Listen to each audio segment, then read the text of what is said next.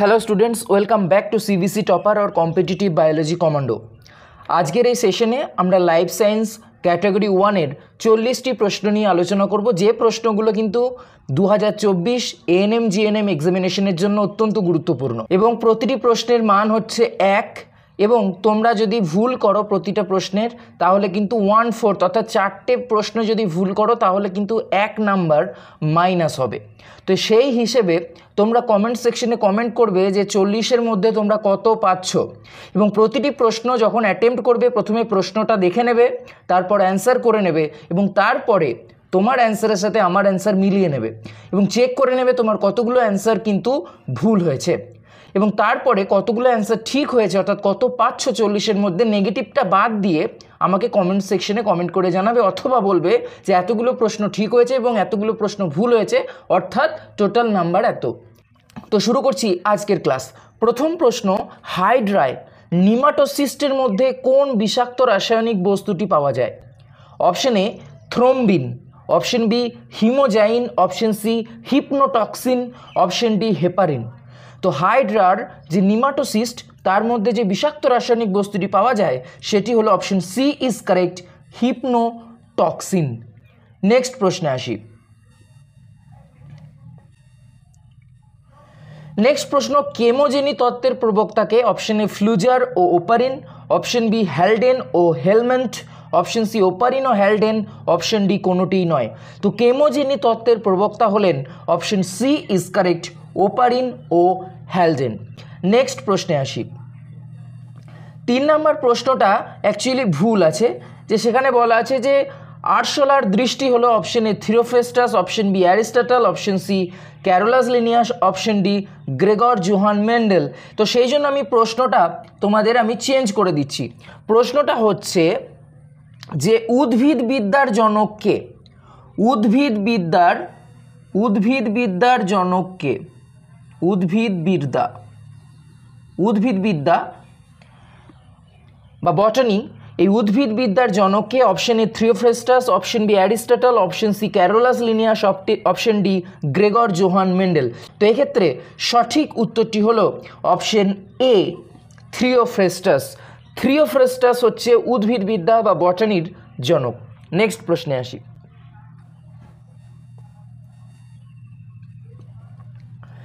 ইউরোকর্ডাটার উপপর্বের অন্য নাম হলো option A Tunicata, option B Bryozoa, option C Cyclostomata, option D Achordata. তো ইউরোকর্ডাটার উপপর্বের অন্য নাম হলো option A is correct, Tunicata. Next প্রশ্নে আসি। 5 নম্বর প্রশ্ন, প্রস্তর কোষ আসলে কি? অপশন এ প্যারেনকাইমা কোষ, option B option B chlorenchyma কোষ, অপশন সি কোলেনকাইমা কোষ, অপশন ডি স্ক্লেরেনকাইমা কোষ। তো প্রস্তর কোষ হলো option D is correct, sclerenchyma কোষ। আরও স্পেসিফিক্যালি বলতে গেলে যে স্ক্লেরেনকাইমা কোষ 2 রকমের হয়, একটা হচ্ছে স্ক্লেরাইড আর একটি হচ্ছে স্ক্লেরেনকাইমা তন্তু। তো এই যে প্রস্তর কোষ, এই প্রস্তর কোষ হচ্ছে এক ধরনের স্ক্লেরাইড এবং এই যে স্ক্লেরাইড এইগুলো আমরা বিভিন্ন ফল উদ্ভিদে দেখতে পাই, যেমন আমরা দেখতে পাই আপেল, নাশপাতি, এক্ষেত্রে কিন্তু প্রস্তর কোষ বা স্টোন সেল আমরা দেখতে পাই। অন্যদিকে যে ক্লোরেনকাইমা, এই যে ক্লোরেনকাইমা রয়েছে, ক্লোরেনকাইমা কিন্তু এক ধরনের স্পেশাল প্যারেনকাইমা কোষ এবং ক্লোরেনকাইমা কোষ কখন বলবো না, যখন কোনো প্যারেনকাইমা কোষের মধ্যে ক্লোরোফিল থাকবে তখন তাকে বলা হয় ক্লোরেনকাইমা কোষ। এবং কোলেনকাইমা কোষ এবং প্যারেনকাইমা কোষ দুটোই কিন্তু জীবিত। অন্যদিকে যেটা স্ক্লেরেনকাইমা কোষ সেটি কিন্তু এক ধরনের মৃত কোষ। আমরা যখন উদ্ভিদের কলাতন্ত্র পড়েছি সেখানে দেখেছি যে সরল কলা 3 রকমের হয়, একটা হচ্ছে প্যারেনকাইমা, একটা হচ্ছে কোলেনকাইমা আর একটি হচ্ছে স্ক্লেরেনকাইমা। তার মধ্যে প্যারেনকাইমা এবং কোলেনকাইমা এই দুটো হচ্ছে জীবিত কলা, অন্যদিকে স্ক্লেরেনকাইমা সেটি কিন্তু মৃত কলা। নেক্সট প্রশ্নে আসি। ক্যালাস প্যাড বা ক্যালোজ প্যাড নিচের কোথায় পাওয়া যায়? অপশন এ সিবনলের প্রস্থপ্রাচীরে, অপশন বি ট্রাকিডের প্রাচীরে, অপশন সি ট্রাকিয়ার প্রাচীরে, অপশন ডি সঙ্গী কোষের প্রাচীরে। তো ক্যালাস প্যাড বা ক্যালোজ প্যাড এটি দেখা যায় শিবনলের প্রস্থপ্রাচীরে এবং শিবনল হচ্ছে আমরা জানি যে ফ্লোয়েমের একটি অন্যতম গুরুত্বপূর্ণ উপাদান এবং এটি এই শিবনলের যখন জয়েন্ট অর্থাৎ শিবনল যখন পরপর দুটো ধরো এরকম নলাকার অংশ, এই শিবনলের যে ট্রান্সভার্স ওয়াল দেখা যায়, সেই ট্রান্সভার্স ওয়ালেই কিন্তু ক্যালোজ প্যাড সঞ্চিত হয়। তো এবং এক্ষেত্রে ক্যালোজ নামক একটি পলিস্যাকারাইডের ডিপোজিশন পরে এই শিবনলের প্রস্থপ্রাচীরে, বা এটাকে বলা হয় শিব প্লেট। এই শিব প্লেটে কিন্তু এই ক্যালোজ প্যাডের ডিপোজিশন পড়ে। নেক্সট প্রশ্নে আসি, কোন খাদ্যের আবশ্যিক উপাদান নাইট্রোজেন? অপশন এ প্রোটিন জাতীয়, option B glucose, option C শ্বেতসার জাতীয়, অপশন ডি ফ্যাট জাতীয়। তো option A is correct. Protein জাতীয় খাদ্যের আবশ্যিক উপাদান হচ্ছে নাইট্রোজেন, তার কারণ প্রোটিনের একটি গঠনগত উপাদানই কিন্তু নাইট্রোজেন। নেক্সট প্রশ্নে আসি, GERL তন্ত্রে কোন কোষীয় অঙ্গাণুটি থাকে না? Option A Golgi body, option B lysosome, option C ribosome, option D endoplasmic reticulum. তো ফার্স্ট তোমরা অ্যান্সার দিয়ে দাও, তারপরে অ্যান্সার মিলিয়ে নাও। সেটা হচ্ছে GERL তন্ত্রে যে কোষীয় অঙ্গাণুটি থাকে না সেটি হচ্ছে অপশন সি রাইবোজোম।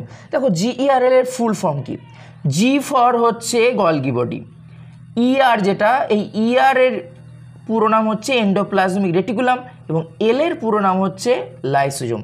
তার মানে দেখো GERL এ কে কে আছে না, G for Golgi body, ER for endoplasmic reticulum এবং এল ফর লাইসোজোম। সেই জন্য অপশন সি ইজ কারেক্ট, যে রাইবোজোম কিন্তু GERL এ থাকে না। নেক্সট প্রশ্ন আসি, ফুলকপির হুইপটেল রোগের কারণ হলো অপশন এ এমজির অভাব, অপশন বি এমওর অভাব, অপশন সি বি এর অভাব, অপশন ডি সিএন এর অভাব।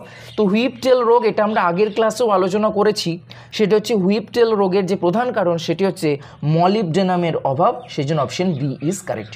নেক্সট প্রশ্ন আসি, 10 নম্বর প্রশ্ন, সবাত শ্বসনের পর্যায়গুলি হলো অপশন এ গ্লাইকোলাইসিস ও ক্রেবস চক্র, অপশন বি গ্লাইকোলাইসিস ও oxidative phosphorylation, option C glycolysis Krebs চক্র ও প্রান্তীয় শ্বসন, অপশন ডি গ্লাইকোলাইসিস ও প্রান্তীয় শ্বসন। তো সবাত শ্বসনের পর্যায়গুলি হলো option C is correct, glycolysis, Krebs চক্র এবং প্রান্তীয় শ্বসন। তোমরা কমেন্ট সেকশনে কমেন্ট করে জানাও যে সবাত শ্বসনের যে পর্যায় যেটাকে হচ্ছে গ্লাইকোলাইসিস, সেই গ্লাইকোলাইসিসকে আরেকটি নামে আমরা চিনি, সেই পথটি কী? এবং তোমরা এটাও কমেন্ট সেকশনে জানাও যে TCA বা ট্রাই কার্বক্সিলিক অ্যাসিড চক্র বলা হয় কোন পর্যায়টিকে, গ্লাইকোলাইসিস, ক্রেবস চক্র নাকি প্রান্তীয় শ্বসনকে। নেক্সট প্রশ্নে আসি, প্রাণীর পুষ্টিতে শোষিত সরল খাদ্যর আত্তীকরণ ঘটে অপশন এ যকৃৎ, অপশন বি পাকস্থলী, অপশন সি সারা দেহের কলাকোষ, অপশন ডি এ ও সি সঠিক। তো প্রাণী পুষ্টিতে শোষিত সরল খাদ্যের আত্তীকরণ ঘটে অপশন ডি ইজ কারেক্ট, সেটা যকৃৎ কোষ এবং সারা দেহের কলাকোষে কিন্তু এর আত্তীকরণ ঘটে, সেই জন্য অপশন ডি ইজ কারেক্ট। তোমরা এমন করো না যে এ আর সি, তার কারণ এটা ক্যাটাগরি 2 নয়, আমরা দেখতে পাচ্ছি ডি অপশনে এ ও সি উভয়ই রয়েছে, সেই জন্য ডিটাকেই কিন্তু কারেক্ট করব। নেক্সট প্রশ্নে আসি, কচুরিপানার স্ফিরাফাইটযুক্ত কোষকে কি বলে? কচুরিপানার স্ফিরাফাইটযুক্ত কোষকে কি বলে? Option A lithocyst, option B idioblast, option C digitoxin, option D lithocyst. তো এক্ষেত্রে সঠিক উত্তর হচ্ছে অপশন বি ইডিওব্লাস্ট। আমরা জানি যে রেচন পদার্থযুক্ত প্যারেনকাইমা কোষকে বলা হয় ইডিওব্লাস্ট। অন্যদিকে যে সিস্টোলিড, লিথোসিস্ট এগুলো আমরা পাই, যেমন আমরা পাই বট গাছের পাতায়। পরের প্রশ্ন, লং জ, এখানে লং জ হবে না, রোগটা হবে লক জ। লক জয়ের জন্য নাম option A malaria, option B কালাজ্বর, option C tetanus, option D diphtheria. Lock হয়ে যাওয়া মানে কি, সেটাতে স্টিফনেস চলে আসে, সেটা ঠিকমতো কাজ করে না। তো এক্ষেত্রে লক জয়ের জন্য যে রোগটি আমরা চিনি সেটি হচ্ছে option C is correct, tetanus. Tetanus হলে কি হয়, আমাদের পেশি, আমাদের মাসল এগুলো কি হয়ে যায়, লক হয়ে যায়, স্টিফ হয়ে যায়, সেই জন্য এই রোগকে বলা হয় লক জ ডিজিজ। নেক্সট প্রশ্ন, এলাইজা, ELISA, এলাইজা পুরো নাম হচ্ছে এনজাইম লিঙ্কড ইমিউনোসরভেন্ট অ্যাসে, কোন রোগ নির্ণয়ের পদ্ধতি? কোন রোগ নির্ণয়ের পদ্ধতি? তো এক্ষেত্রে সঠিক উত্তর হচ্ছে অপশন এ এইডস রোগ নির্ণয়ের জন্য আমরা এলাইজা পদ্ধতি ব্যবহার করি। নেক্সট প্রশ্নে আসি, পরবর্তী প্রশ্ন, সেপ্টেসেমিয়া বা সেপ্টোসেমিয়া হচ্ছে অপশন এ মানসিক বিশৃঙ্খলা, অপশন বি রক্তে বিষক্রিয়া, অপশন সি খাদ্যে বিষক্রিয়া, অপশন ডি ওপরের কোনোটি নয়। তো সেপ্টোসেমিয়া হচ্ছে অপশন বি ইজ কারেক্ট, রক্তে বিষক্রিয়া হলে তখন সেই রোগটিকে বলা হয় সেপ্টিসিমিয়া বা সেপ্টোসেমিয়া। নেক্সট প্রশ্নে আসি। এটিএস টিকার অ্যান্টিবডি তৈরি হয় অপশন এ মানুষ, অপশন বি বানর বা বাঁদর, অপশন সি ঘোড়া, অপশন ডি গিনিপিগ। তো এটিএস টিকার যে অ্যান্টিবডি সেটি উৎপন্ন হয় অপশন সি ইজ কারেক্ট ঘোড়ার দেহে। নেক্সট প্রশ্ন, ভারতে বিপন্ন স্তন্যপায়ী প্রাণী প্রজাতির সংখ্যা হলো option A 93, option B 39, option C 49, option D 94। তো ভারতে বিপন্ন স্তন্যপায়ী প্রাণী, কিন্তু হ্যাঁ শুধু বিপন্ন প্রাণী জানতে চাইনি, তো সেক্ষেত্রে যে বিপন্ন স্তন্যপায়ী প্রাণী প্রজাতির সংখ্যা হলো option B is correct 39। Next প্রশ্ন বলছে বায়ুতে আর্দ্রতার পরিমাণ অধিক হলে অপশন এ জীব বিপাকে উৎপন্ন জল ব্যবহার করে, অপশন বি দৃষ্টিশক্তি প্রখর হয়, অপশন সি জল সঞ্চয় হয়, অপশন ডি বনভূমির সৃষ্টি হয়। তো বায়ুতে আর্দ্রতার পরিমাণ অধিক, সেক্ষেত্রে অপশন সি ইজ কারেক্ট জল সঞ্চিত হয়। নেক্সট প্রশ্নে আসি। মাটি ও শিলার সমন্বয়ে গঠিত স্থলভাগ হলো অপশন এ জীবমণ্ডল, অপশন বি বায়ুমণ্ডল, অপশন সি বাড়িমণ্ডল, অপশন ডি অশ্বমণ্ডল।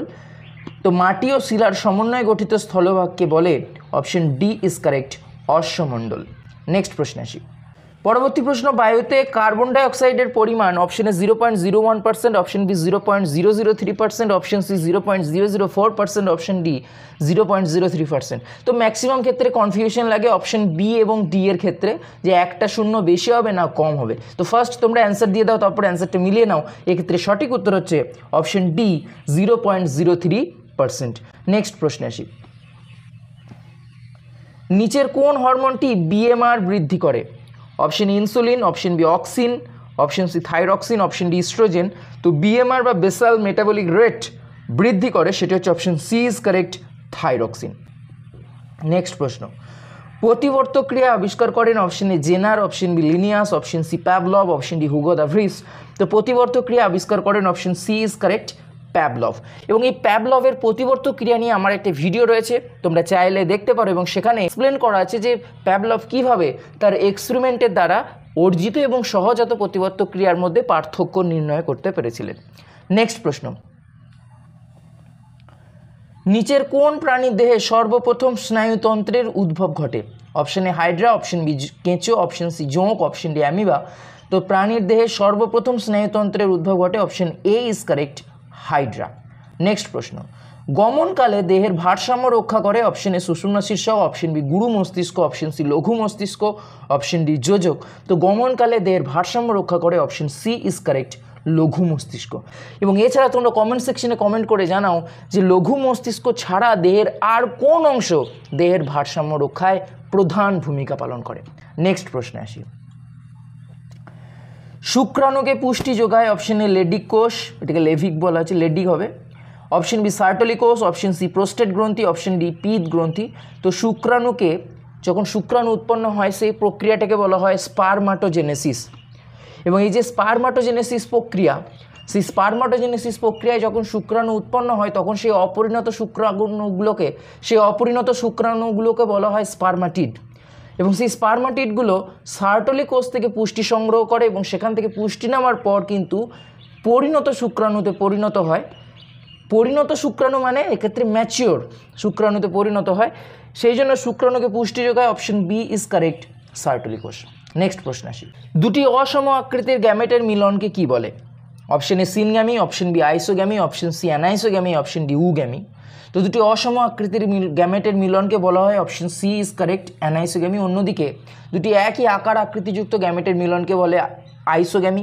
এবং পুং গ্যামেট এবং স্ত্রী গ্যামেটের মিলন উন্নত উদ্ভিদের ক্ষেত্রে দেখা যায়, সেটাকে বলে সিনগ্যামি। আর উগ্যামি মানে যখন পুং গ্যামেটটি সচল হয় এবং ক্ষুদ্র হয় এবং যখন স্ত্রী গ্যামেটটি আকারে বড় এবং নিশ্চল হয় তখন সেই গ্যামেটের মিলনকে বলা হয় উগ্যামি। নেক্সট প্রশ্নে আসি। কায়াজমার আকৃতি হলো অপশন এ ওয়াই এর মতো, অপশন বি জেডের মতো, অপশন সি এর মতো, অপশন ডি এক্স এর মতো। তো কায়াজমার আকৃতি হলো option D is correct x এর মতো। নেক্সট প্রশ্ন, গাইনোবেসিক স্টাইল কোন ফ্যামিলির উদ্ভিদে পাওয়া যায়? তো ফার্স্ট ফান্ডামেন্টালটা দেখো যে গাইনোবেসিক স্টাইল বলতে কী বোঝায়।